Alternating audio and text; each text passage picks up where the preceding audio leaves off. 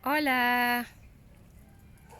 Hi mga kabunganga! Ayan na aming mga saluyot. Talong. Ayan o, saluyot pa yan o. Saluyot plantation. Charot. Saluyot. O, may dragon fruit din kami. Guyabano. Ayan.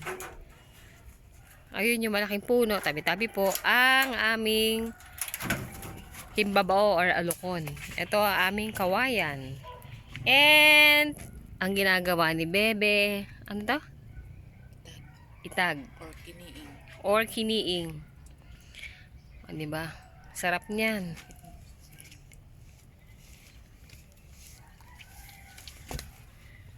Oh, wow.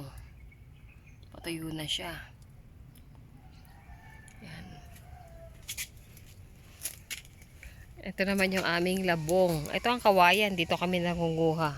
Hindi pala si Bebe. Dito nangunguha ng labong. O, yan o. May mga pasibol o.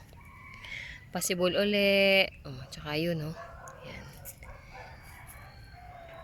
Yan, kakukuha lang dito ni Bebe.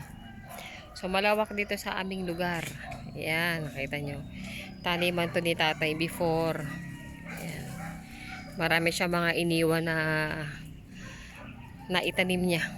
Papaya, kasoy, guyabano.